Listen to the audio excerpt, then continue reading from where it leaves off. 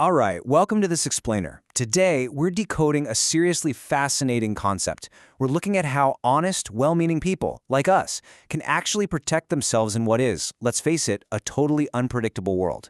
We're going to master the 8 traits of what's called dark intelligence. We'll be drawing on some really profound insights inspired by Machiavelli to figure out how power dynamics actually work behind the scenes. So, ask yourself this: are you playing checkers or are you playing chess? Now, it's a simple metaphor, sure, but it literally dictates how you navigate your entire life. See, most people, they play checkers. They take things totally at face value, make the obvious moves, and just kind of expect everyone else to follow the same straightforward rules. But today, we're diving into the reality that the world just doesn't always play fair.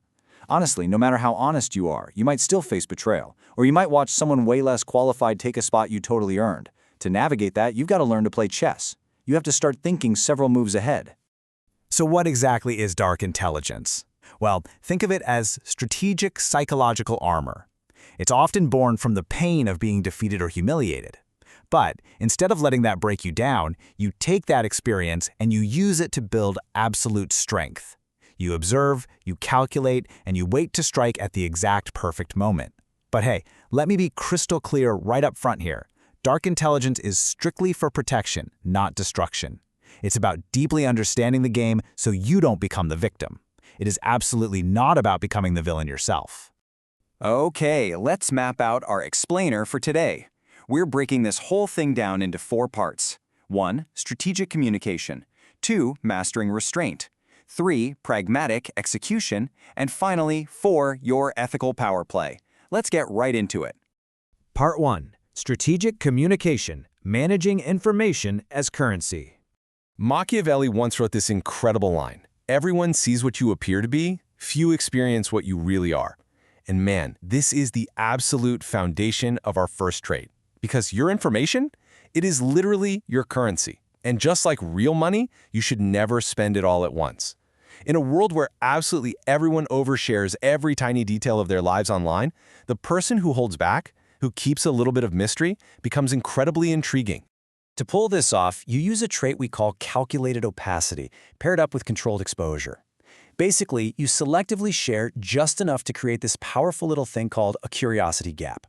So for example, say someone asks about your weekend. The amateur says, "Oh, I'm just staying home watching movies," right? It's completely transparent, but it's totally forgettable. The strategist, on the other hand, says, "I have something important to take care of," and then immediately changes the subject. That curiosity gap naturally pulls people in. They lean in, they pay more attention to your words, and that naturally builds your underlying influence. You also really need what's called an adaptive persona. Listen, amateur hour is acting completely identical with every single person you meet. Real power adapts. Think of it like water.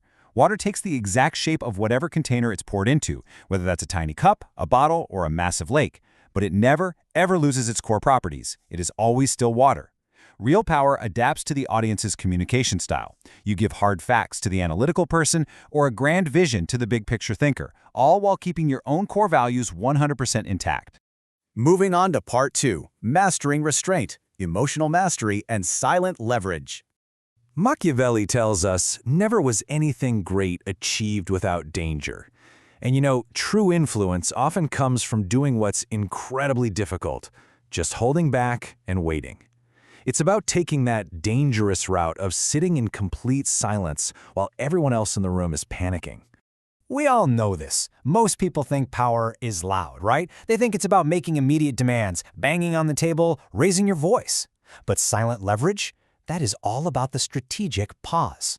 When someone asks you a tough question, don't just blurt out an answer immediately. You pause. You let that silence stretch out, and suddenly, you control the rhythm of the entire room.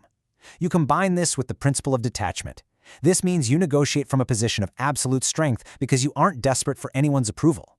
The person who holds the most power in literally any negotiation is the one who is completely, totally free from the fear of walking away. And to truly master restraint, you also use something called the psychological echo. This means listening deeply to reflect back the hidden needs of other people.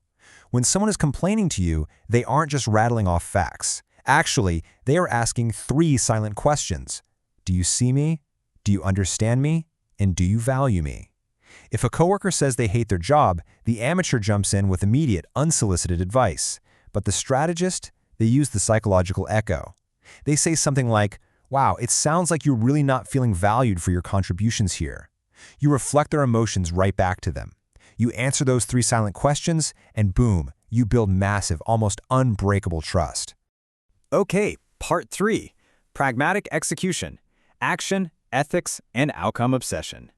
This brings us to ambiguous morality. Now, this is probably one of the most misunderstood concepts out there. It represents this really profound understanding that the real world is messy, it's incredibly complicated, and pure black and white moral clarity is a total luxury when you're facing complex problems. It does not mean being evil, not at all. It just means understanding that sometimes doing the nice thing in the short term creates an absolute disaster in the long term. Like, if you have a toxic employee who's just destroying your team's morale, the nice thing is giving them a 4th or 5th chance.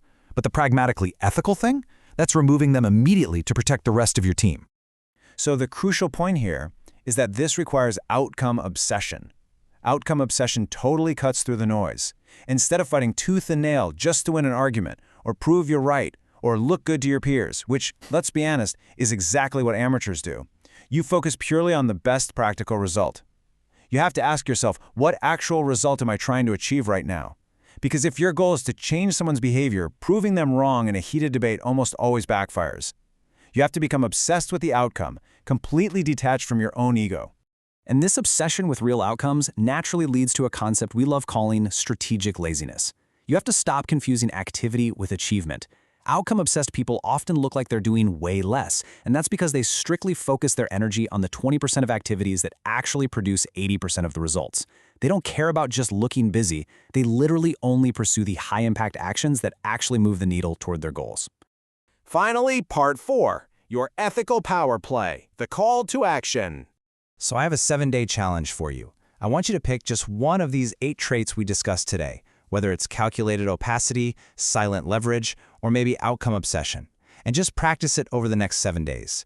Seriously, don't try to do them all at once, you'll overwhelm yourself. Just pick one, use it in your daily interactions, and strictly observe how it shifts the power dynamic in your relationships. Just watch how differently people respond to you when you simply pause instead of instantly reacting. Ultimately, all of this knowledge is just a tool. The real purpose of this explainer is to help you become someone who uses human psychology to navigate a really complicated world effectively. To become someone who absolutely, fundamentally cannot be manipulated. Because the most valuable person in any room is the one who understands these hidden dynamics and uses them with intention. Which leaves us with one final, vital question for you to chew on. Which kind of person do you choose to be?